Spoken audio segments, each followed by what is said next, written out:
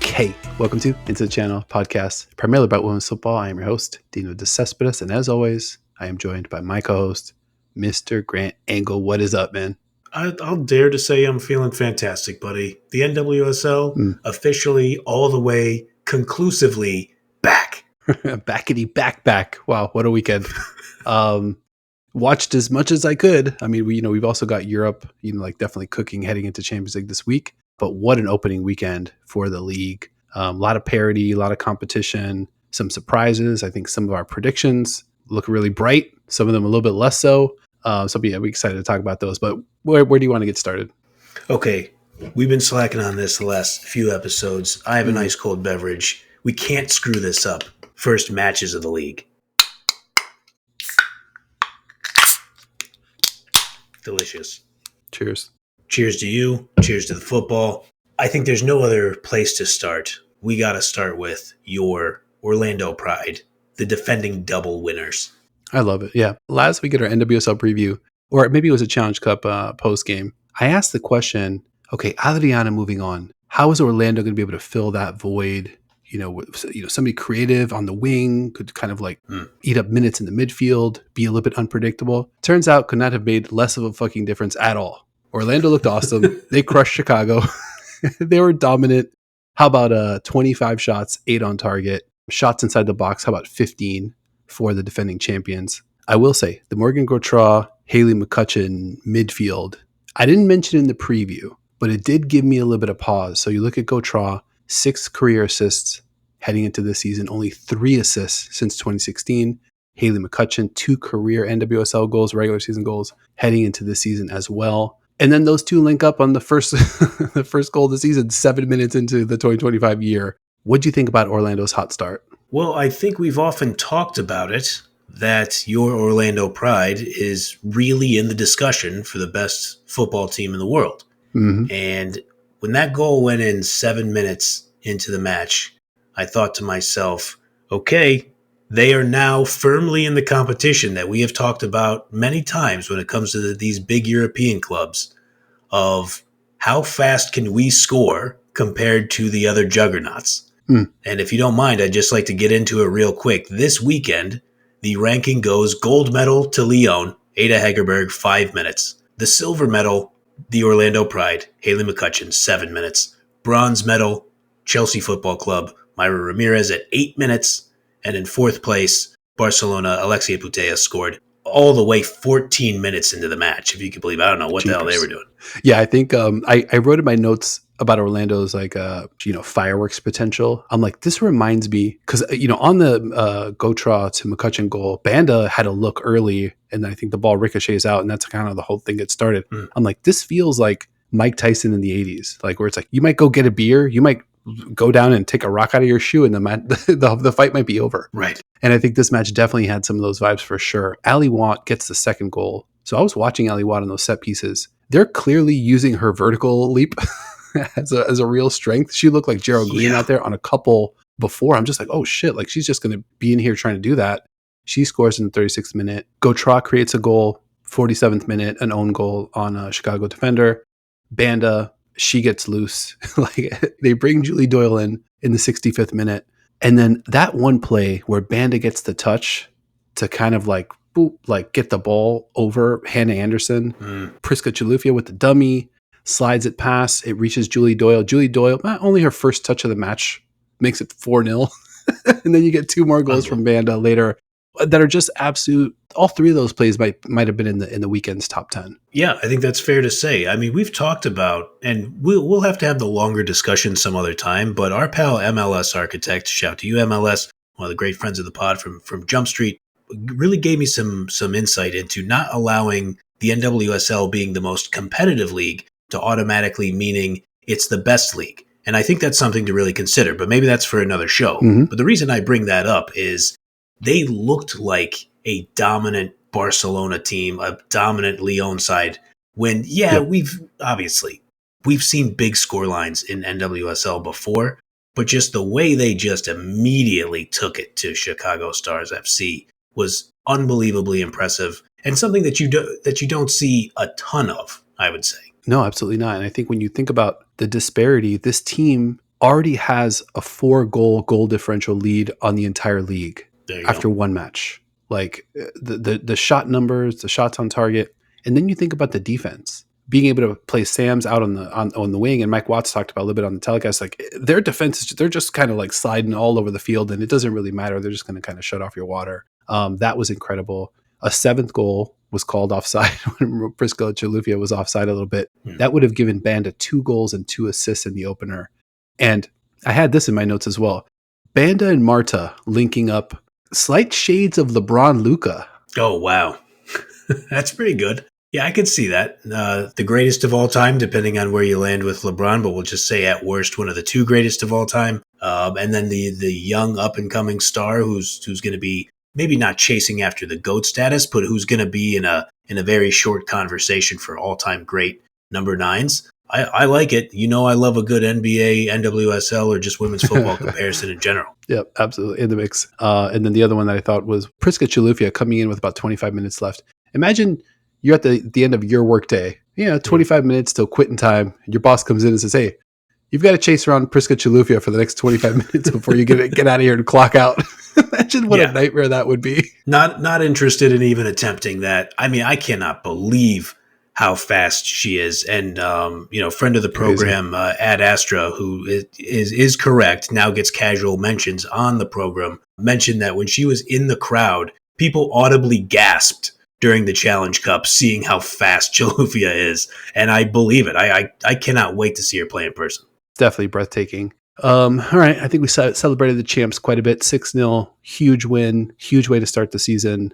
They've already got teams chasing them from a goal differential standpoint. So we'll see how long they're going to be able to hold that. But let's go to the team that got the best of Orlando in that Challenge Cup. The Washington Spirit hosting the Houston Dash. Houston 1, Washington 2 in this one. What'd you see here? Well, Croy Bethune on the bench, seemingly available to play, available as a substitute, did not appear, but that's good to know. Trinity Rodman appeared, played like 10 plus minutes, something like that in this match. Mm-hmm. That's good to see if you're a Washington Spirit supporter. And even with those 2 superstar players out, they still have enough to just figure out a way to win. And I kind of think that's where we are already with them. And, I'm not going to try to make like gigantic sweeping conclusions after one match, or I guess in Spirit's case, 2 matches. But we knew this coming in, is that this team is gonna know how to win just based on who their manager is and the superlative talent they have, even while they're kind of battling through these injuries. Yeah, I definitely agree with that. Looking at the stats, though, in this one, there was some kind of anomalous stuff in here. So Houston wins a possession battle.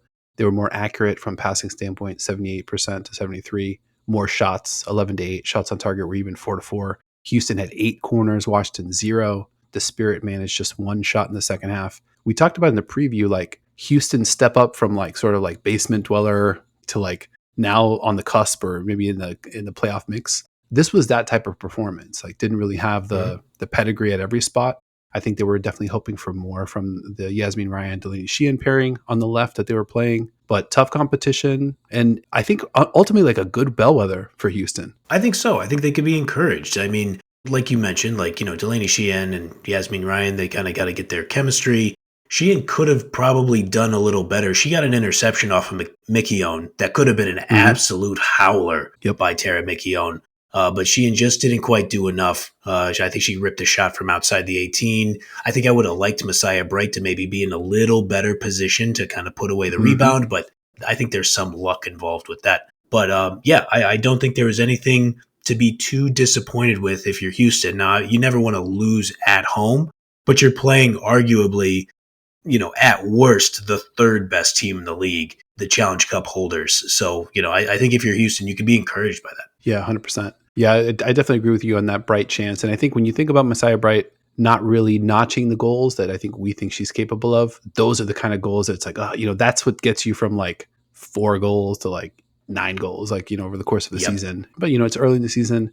I think ultimately Houston should be optimistic. And I think the Spirit, took care of business. They come in on the road, not the toughest environment, but I think Houston was playing pretty live. Quick shout out to player I didn't mention the preview for Houston, Evelina Dulian, who played for Orlando last year. She is just an absolute live wire. She was involved in the goal. She gets the ball ahead to Avery Patterson after like a really great drive. but she's so fast and she's so twitchy, lightning quick, makes good decisions, and then kind of has like a powerful boot. Like I think if they can find a way to kind of like unlock Dulian, still just 21 years old, a Swedish player, Avery Patterson, who I mentioned, 22. If they could sort of like get it all together, I think there's definitely some growth potential there for Houston. And then Washington, I don't know. I think they're probably feeling pretty good about themselves with these 3 points. I think they should. And I do want to mention 17-year-old Chloe Ricketts, who we talked a little bit about during the Challenge Cup. Looked good again, I thought. Had a rocket off the crossbar that set up that Hatch tap-in. Feels like something that should be an assist in the ITC record book. Interested. It's going to be very interesting. I've got to veto you here real quick because I saw your notes and I'm going to share a little bit of an image that I pulled together here. Okay, so I present to you Exhibit A. This is the Chloe Ricketts shot that hits the bottom of the crossbar and then bounces in. Definitely hits the grass on the plus side of the line. So not a Chloe Ricketts assist in the ITC record book. This is a Chloe Ricketts goal in the ITC record book. Let the record show. How are we already better at VAR than everybody in the NWSL? Look at you, my man. And I swear, when I saw it, I was like, ooh, that looked like it could have been over the line. And they showed like a couple angles on the broadcast that were like a little tricky to see. And I was just like, okay, whatever. I mean, it's a goal. But good job out of you. That is fucking fantastic. I knew you saw it too. I'm like, when I see these things, I already know you saw it. And then when you put it in the doc, I'm like, I've got to go back and actually go like get the screenshots and freeze it. But yeah, definitely a goal for Ricketts in the ITC Presser record book. That's an easy one. Nicely done. This is why this man is the best producer in the game, everybody. Look at our guy. Oh boy. Well, I don't get them all right. We'll get to that later. Nobody does. All right, let's go to Ed. The other arguably top 3 team in that true contenders mix, for anybody who checked in last week, the KC Current 3, Portland Thorns 1. Before I get into it, I don't know. I thought Portland looked a little feisty, looked a little live in this one. I thought they brought some pride, no pun intended, to the table. But obviously KC gets a big win. What'd you see here? I think Kansas City Current clearly wants to be in that race with Orlando Pride, Barcelona, Lyon, and Chelsea, which I don't have a better name for it right now, but which juggernaut scored first this week? We'll try to tighten up the name. It's a working title. But the rule for entry is that you have to win your league the previous season. So sorry, Kansas City, you're not in there. You would have won this week with Temwa Chewinga scoring in the 4th minute to absolutely set the tone for, I wonder if not just this match, but possibly the entire season. And I think you're right that Portland looked live, and we talked about it in the preview. They do have an awful lot of good players, but Kansas City looks strong again. Absolutely, yeah. I think Dabinia, unbelievable game in this one. She gets the assist to kind of open things up to Temwa Chewinga. Chewinga's just always open because I noticed, like, whether it's like DiBernardo or Cooper or Dabinia or Claire Hutton or whoever, they could just kick it to a place where there's nobody. Sure. And Chewinga's going to beat everybody to that spot. It doesn't matter where she is or where her starting point is or the closest defender. Like, if there's just uncovered grass, which there always will be, you could just kick it there until Temwa runs and gets it. She's unbelievable. Also a lethal finisher. Great finish on that one. And then Michelle Cooper, a player whose stock has risen quite a bit on this show for sure. An absolute fucking rocket. I mean, that ball is still rising. And Vlatko, I think also getting it done. I really liked the game plan. I really liked how many chances they were able to create. I think Dabinia looked at least as good or maybe better than she did at any point last season. Not that she looked bad last season, but this was like definitely peak vintage prime time Dabinia in this one. Yeah, Dabinia was absolutely fantastic. I think, obviously they get all 3 goals in the first half with only 44% possession, according to our pals over at FootMob. And then the second half, possession then splits 50-50. They have the same number of shots. They have the same number of shots on target. But Kansas City has 3 big chances. Obviously, they don't convert on any of them in the second half. So I think you could probably pick some nits and say, like, hey, you could have stretched this out. You wouldn't have to be 4 goals behind Orlando Pride in goal differential if you're a little more tidy in the second half. But you knock home 3 in the first half. You set a tone. Chewinga looks like she's going to be right there in the MVP race, right there in the Golden Boot race again.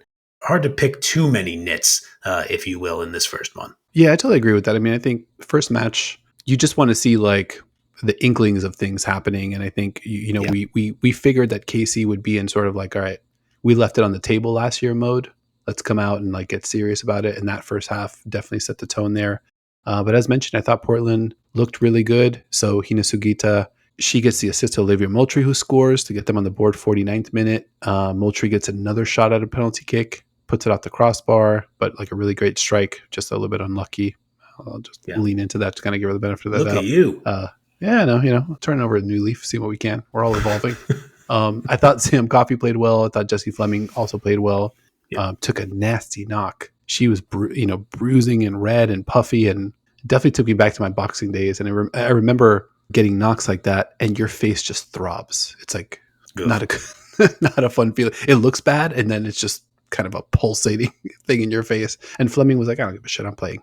So I mean, that was pretty impressive. I think she only got a few more minutes of run before she got substituted out, but a really tough player. And I don't know, I liked how Portland played. I think if they play like that and are able to kind of like shuffle some pieces personnel wise, get some players to kind of step up and switch gears and then maybe be more of a lockdown defensive type team, they could stay a little bit more alive for a little bit longer than I was expecting. Yeah, I think it's definitely possible. I mean, it is still one of those things where you kind of look at their team sheet and go, okay, there still are a fair amount of good players here. It'd be interesting. I mean, Moultrie's finish on the goal was real classy. Is she going to turn into a reliable goal-scoring player for them? I don't know. Remains to be seen. She's obviously young, but I don't think that's really supposed to be her game. But I might be missing something from some of her past pedigree. They'll be interesting to watch. I think my original stance of I'm not quite sure where the goals are going to come from, I think I'm going to still ride with that for the time being. That's fair. Yeah. I mean, Dana Castellanos, too, I think looked sort of threatening in spots. I mean, I think if she could be a player that could put together 5 or 6 goals a season, that could really help them as well. But definitely something to keep an eye on. But let's shift gears. A couple teams that I think, I don't know, maybe were we higher on than any show? I don't listen to all the shows, but we were pretty high on each of these teams. And we got maybe what we came for. Utah won, Bay FC won. What'd you see here? I think 1-1 was a fair result. I thought it was a good match. I thought it was an even match. You're definitely right. We're high on both of these teams. But before we get to it, are we gonna talk about it? Are we gonna talk about the thing that I did during the preview? Yeah, actually, I saw some people mentioning this about the Utah manager and maybe some sort of a mix-up. So I just want to go to the tape here real quick and just double check that. I'm going to zag a little bit, and I don't know how much of a zag it is considering how we feel about this team. Jimmy Coonrats for the Utah Royals. Yeah, that's a great call. I mean, if this was a TBP, I think we'd be looking at those Jimmy Coonrats odds and being like, all right, plus 1450. I'll partake a little tenth of a unit on that. Sprinkle, sure. Sprinkle. Yep, that's how it goes. I love that pick. So is that your official pick, or are you going Yona? No, 100%. I'm picking Jimmy Coonrats. I think they're going to jump in the table, and I think people are going to reward her for that. Excellent pick. Jealous of that one too. Yeah, I mean, I don't know what people might have heard. It seemed pretty clear to me, but I think bandwidth or download speeds. These are all things that could kind of distort what's happening. Maybe outside sounds. I've got AirPods Pro. Sometimes they can get a little funky. Mm-hmm. But I don't know. Pretty business as usual, if you ask me. Yeah, Jimmy Coonrats, manager of the year. I think Utah's going to finish higher than anybody expected, and so I think that's what's going to happen. But in all seriousness, let me just take you into my notes here. When we did our prep before that episode, I'll hit you with the most embarrassing part first. They really got better last year as the year went on.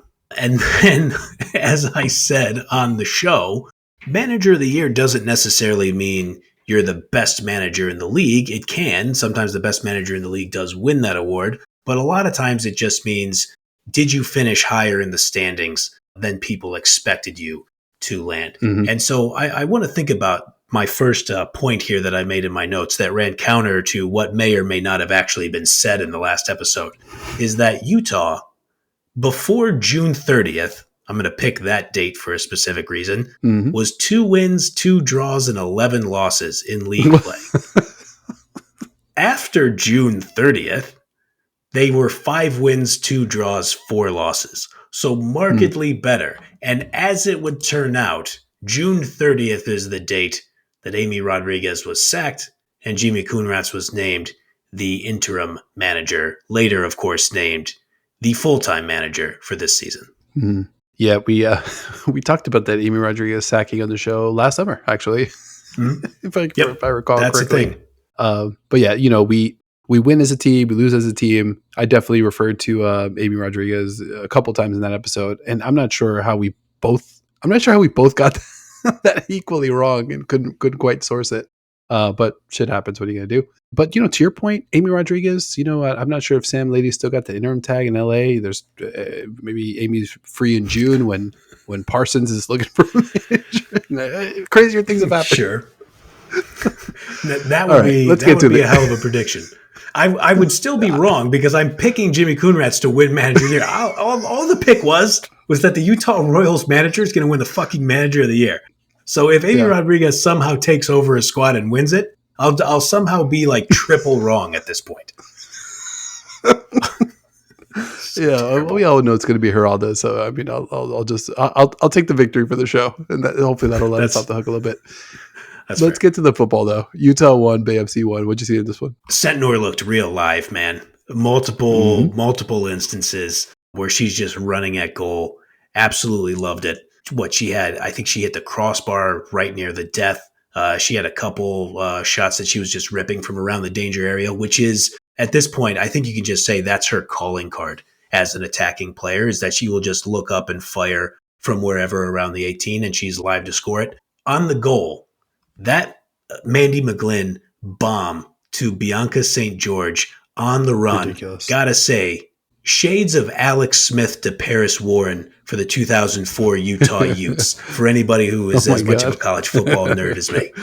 Oh my god, that's so much better. I had Jalen Hurts-esque in my notes on that one.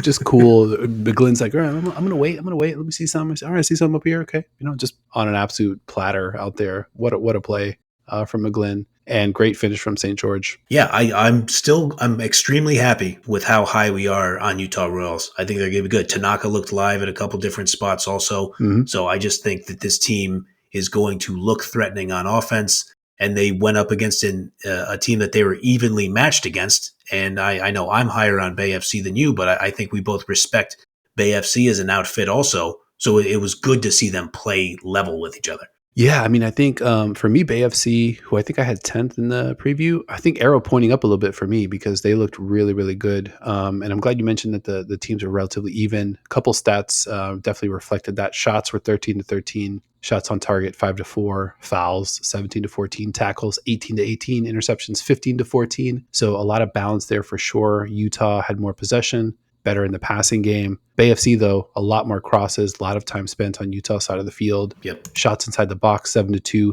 Touches inside the opposition box, 27-6. Wow. In favor of Bay FC. So they were very, very dangerous. And then, yeah, Ali Sentnor super live. That one that she put off the crossbar, a little bit of a fadeaway. She was kind of like falling away from the goal and crazy miles away. I couldn't believe she was able to do that. And then almost snuck one in the 89th as well. These teams pretty evenly matched on the day, split the points. So I think everything, as it should be. Yeah. Looking forward to watching both these teams play as the season continues. And obviously, Jimmy Coonrats and them gals, always excited to see him play. Absolutely. Oh, geez. Real quick, I want to also shout out Kiki Pickett, who smashed in a great goal on what looked like definitely like a training ground play. Taylor Huff with the free kick. Joel Anderson lays it back off to Kiki Pickett and then knew what was coming, because if you see the replay, she runs away like if she just left a live grenade on the floor and kind of like turns her face and turns away from it. She's like, I don't want to be anywhere near this.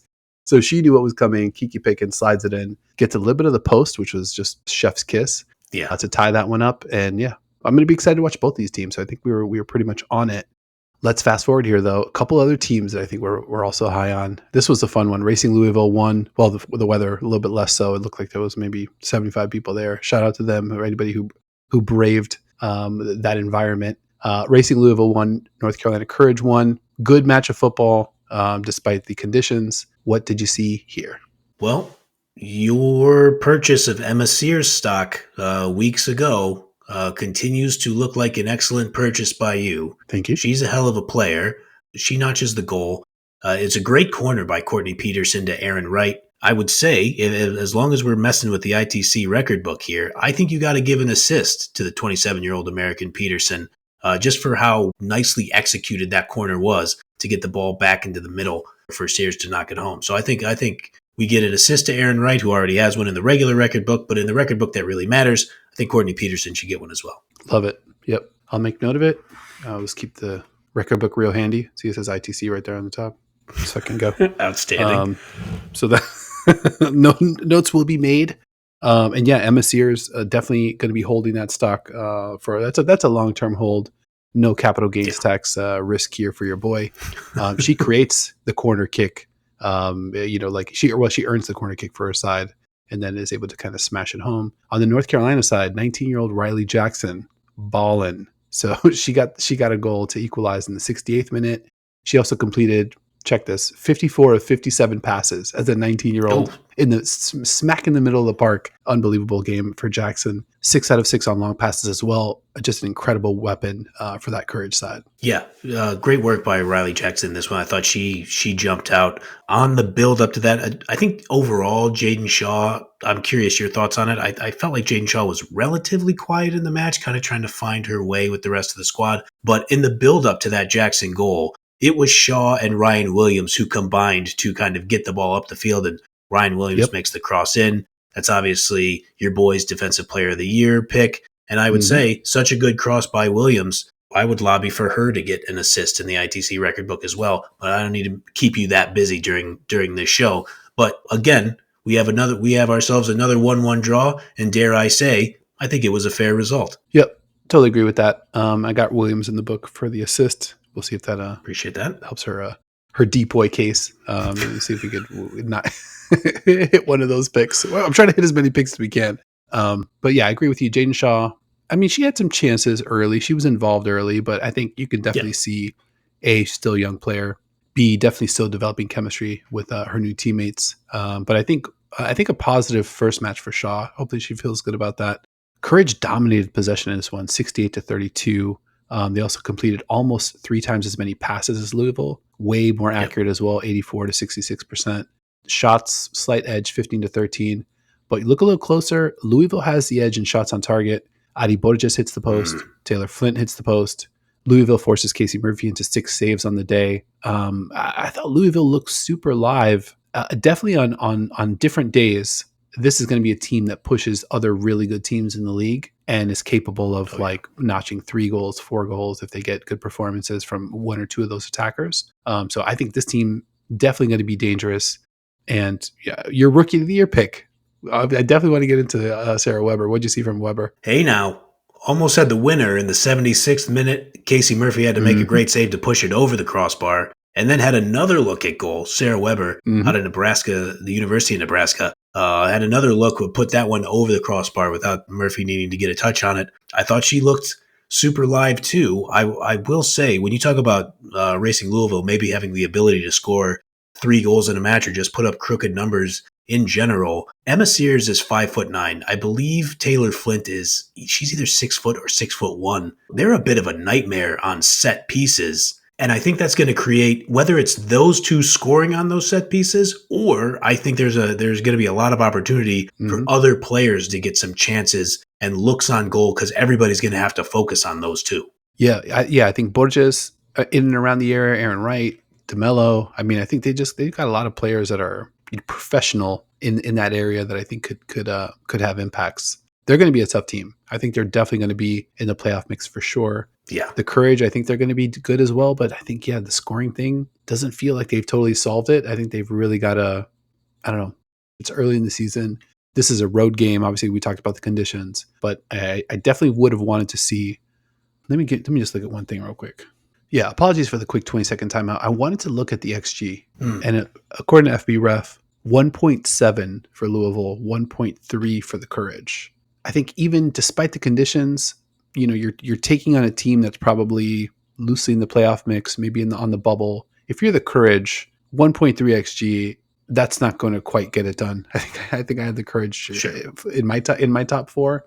Feeling not so good about that pick. I think they might be one of those teams that got a little better with Shaw, but maybe didn't really address all the needs. I had him at fifth. We got to remember, Courtney Vine. What I think she got like 10+ minutes in this one. She took a break from football for a little while in 2024. So she kind of needs to get back up to speed. I think you are right though. 1.3 xg when you have that much of the ball, and we've talked about Sean Nahas's system and then the kind of possessive style. You obviously want to get a little higher xg than that. I had him at 5 in my prediction. And maybe this is the last episode where I keep talking about all my predictions, but we're fresh off of them, so we might as well try to discuss them a little bit. But I still feel good about it. Like I still think they're going to be all right. It's year 2 without Kettleline now, essentially, because she missed so much time last year. I think they just need to figure out some stuff. Well, we got like 25+ minutes of Hannah Betfort. I think you just need for them to kind of and you just kind of need for them to get a little more used to the system. And then we'll see where things land. But I'm still feeling good about the Courage. Yeah, and I guess that's right. Maybe I'm overreacting a little tatty tad, but we'll keep an eye on that. Next match on the docket. You were in the building for this one. Your Seattle Reign 1, Gotham FC 1. What do we need to know about this match? All right, yeah, another 1-1 match, and I got to tell you, I think it was a fair result. I mean, cruddy weather. Seattle Reign top 7 team. I mean, people are saying. I've heard it said. The weather was not great, but it's Seattle in March, so that's just going to happen. Still, more than 8,400 people in attendance. Nice, pretty solid turnout. Usually, if you're hovering around that 10K number, you're in pretty good shape in these matches. The first half ends 0-0. Seattle looked pretty live early. Gotham was able to kind of keep it mostly even. I'm curious your thoughts here as somebody who's further away from the club. I'm still kind of left wondering where Seattle is going to get their goals from, similar to how I feel about Portland. Did you see anything to kind of give you some encouragement around this playoff finish that you're expecting? Well, I mean, I would say great team goal, to kind of like get them back into this one. 71st minute. They only needed to go Jess Fishlock to G, to Jordan Heitema, to Maddie Mercado, to Shea Holmes, to Nereli Mondesir, back to Jordan Heitema, to Emily Adamas, who puts a ball, who gets deflected off Shapansky, and then Adamas then punches it in. I mean, that's super easy to recreate. We could just do that whenever we want, really. I mean, just got to get everybody on the same page, get everybody synced up, and we should be good to go. But I think really the story here probably, and I think, I joked about, top 17. I had Seattle ranked 7th in my preseason rankings. I think defensively, they've got a little bit of a point to prove. I think Jordan Bugg, I'd be interested to hear from you. You're in the building about Bugg's performance and then the defense as a whole. You look at the stats, 8 tackles, 7 interceptions, 3 goalkeeper saves, 29 clearances. And the Gotham goal also takes a deflection, so Portillo gets a good strike on it. But, Dickey's kind of in no man's land, just because of that deflection, kind of rooted to the spot.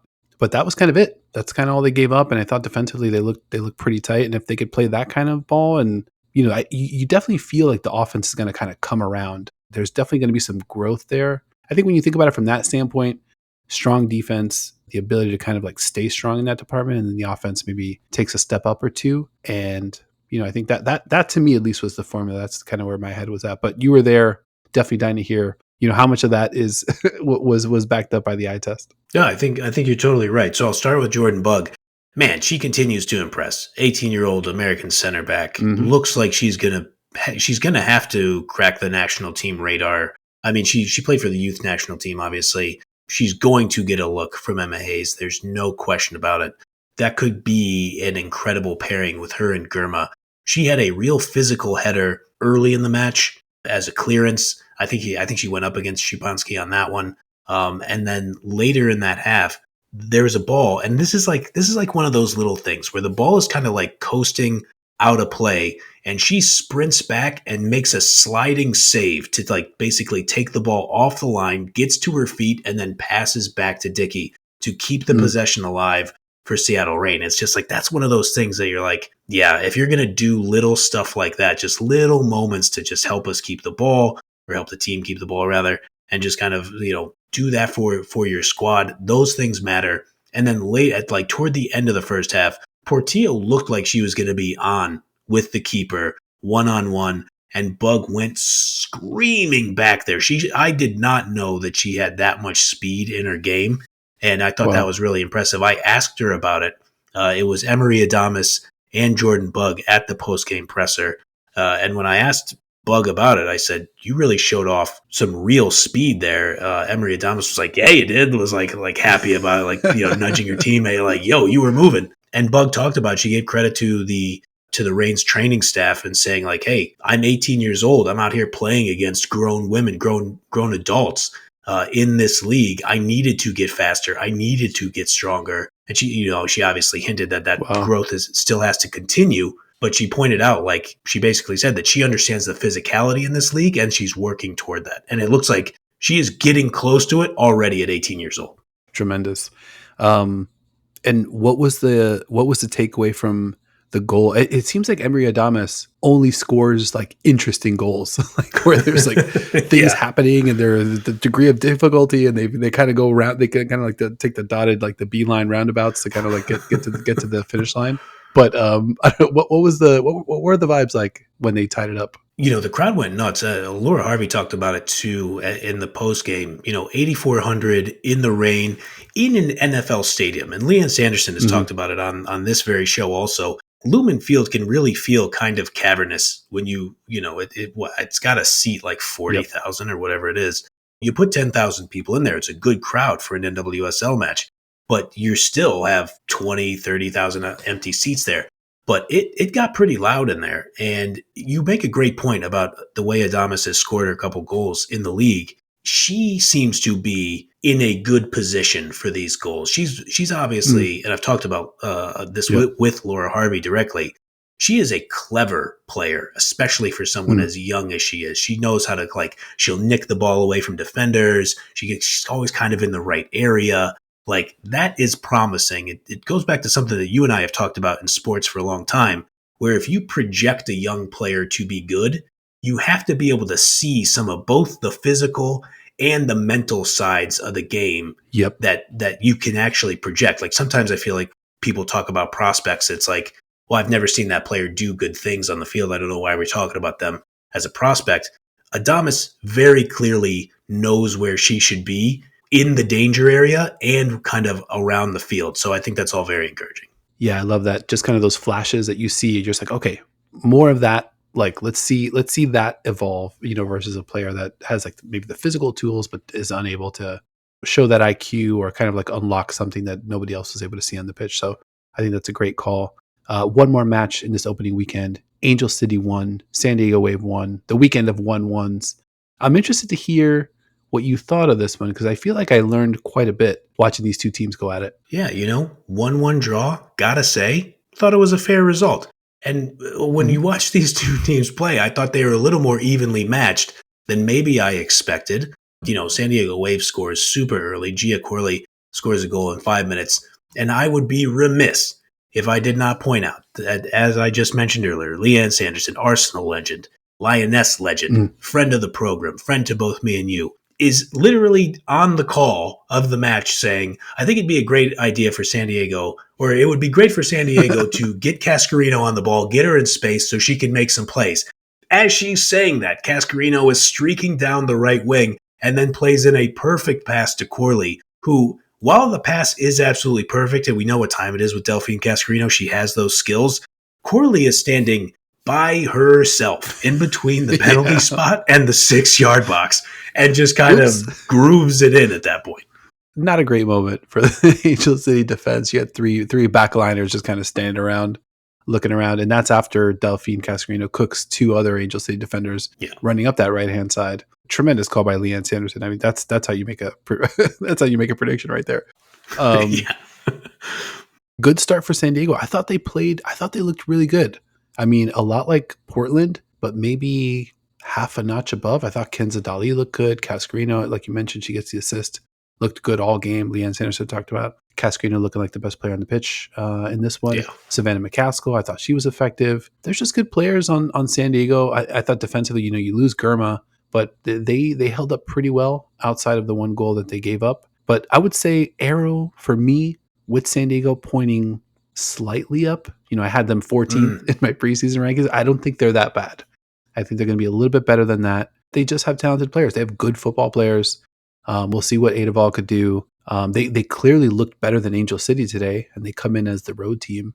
I think before this one, I thought Angel City had higher prospects for the season. So I think I was a little bit impressed by that. Angel City, I thought looked okay, but I would say a little bit underwhelming, a little bit short of my expectations for them. What'd you think of Angel City? Angel City, they get the announcement that Sydney Leroux is stepping away from football for a while. Mm-hmm. She cited some just kind of like mental health recovery. Shout out to Sydney Leroux, 2015 World Cup champion. I think she made 4 appearances, notched an assist in that 2015 World Cup. Great player, always entertaining. And we always say, we don't know these people. We don't know what the athletes are going through. We obviously wish her well. She just seems, though, her social media presence, she seems like a genuine, funny, nice person who other people like to be around. So obviously, we wish Sid the best. But so, if you're Angel City, that kind of lands in your lap. And then you kind of go and you kind of have to figure out like, okay, well, who's going to be our starting forward here? Again, first match of the year, Alyssa Thompson looked good. So that's obviously a good sign. I'm not ready to take away too much from this first match. Like, somebody has to finish in the bottom 3. And if we know anything about your boy Jonas Adewale, is that sometimes things can go a little sideways as the season progresses. I don't want to put that on him right away after one match because, like you said, they do have good players. They did look good today. I'm not trying to rain on old Jonas's parade. But, like you said, you lose Girma.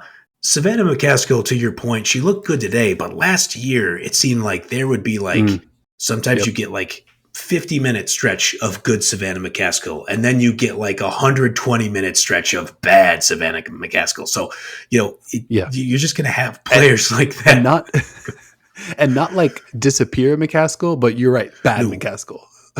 Bad. And so no disrespect, but that just happens in professional sports. So I'll be interested to see how they're able to hold up. Hannah Lundqvist, she's kind of the same way where she'll make some plays in the back line and you'd be like, okay, look at Lundqvist kind of coming through there. And then other times, barbecue chicken. I want to point out one more thing about San Diego in their favor though. And I want to shout out a friend of the show, made a comment on YouTube, Lost in Darkest Peru, which is a great YouTube screen name, mentioned on our last video. And they didn't say this. I'm saying this part, that I kind of flippantly said that Anna Morehouse is the best goalkeeper in the league. And they just pointed out and said hey, I was surprised that you mentioned Morehouse might be the best keeper in the league. A couple other of our pals noted this too. Obviously, Ann Katrinberger, firmly in that conversation. She had a better goals against per 90 and save percentage than Morehouse in the 2024 season. But this match served as a loud reminder. Kaylin Sheridan, absolutely 100% in that conversation as well. Best keeper in the league. Yeah, played really big in this one. Yeah, Katrinberger, I think was the goalkeeper of the year last year. And I think the first team NWSL 11. But then you look at Orlando, another clean sheet, the only clean sheet of the weekend. So there's going to be a lot of those for Morehouse. She made a couple saves in that one. Last note on San Diego, Melanie Barcenas, she comes on and looks really live, not guardable in spots, had a chance, had a move that Leanne Sanderson described as quote unquote dirty. That was a great description for it.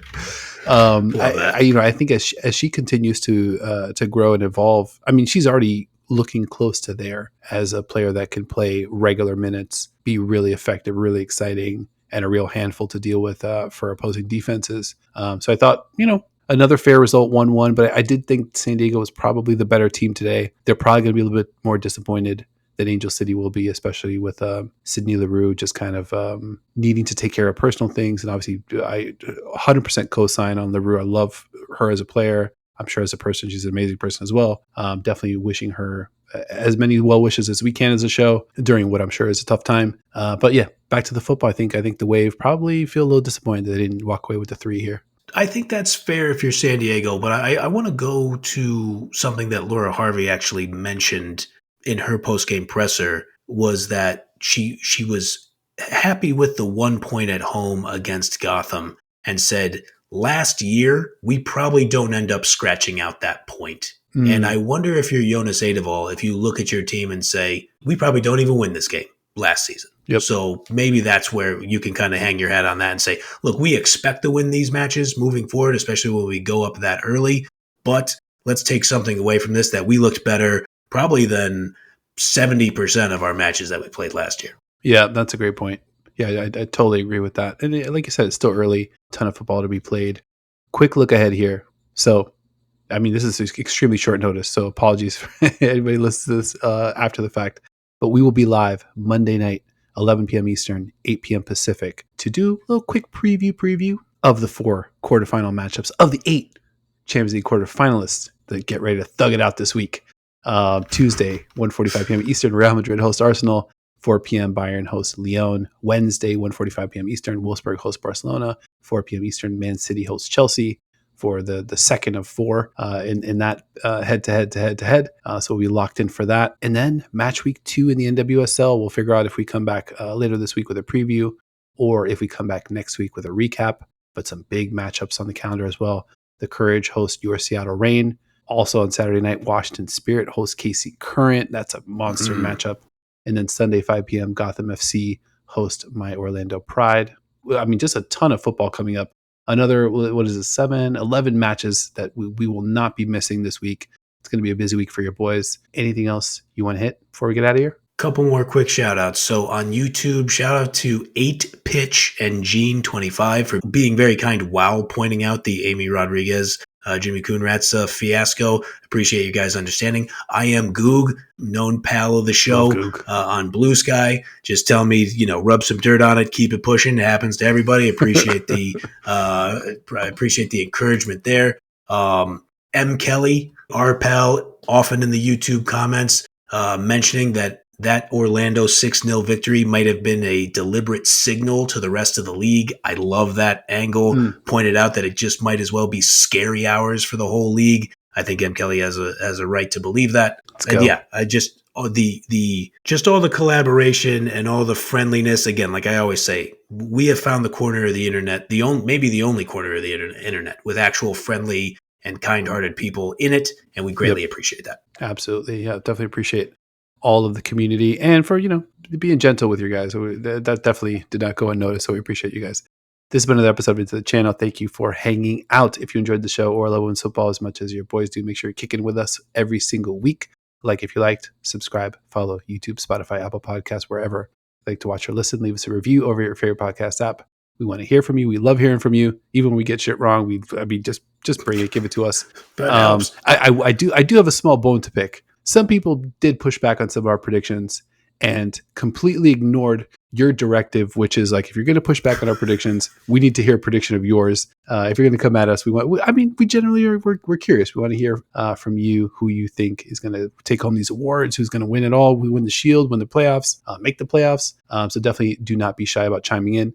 Links to all of our socials, except for one in the show notes of this episode. And a big thank you to my co-host as well, Mr. Grand Angle, for, being ready for 2-a-days, man. What can I say? I appreciate you, bro. Likewise, buddy. And I'm glad you mentioned that. Shout out to the absolute legend, our pal Gretchen Little, in the YouTube comments, who gave us her predictions. So, for the record, Gretchen Little says, Spirit beat Kansas City for the championship. KC beat Orlando in the semifinal. Spirit beat Bay in the other semifinal. Shout out to you, Gretchen. Let's go. Gotham, Angel City, North Carolina, and Utah are the other quarterfinal squads. And your Orlando Pride repeat as Shield winners.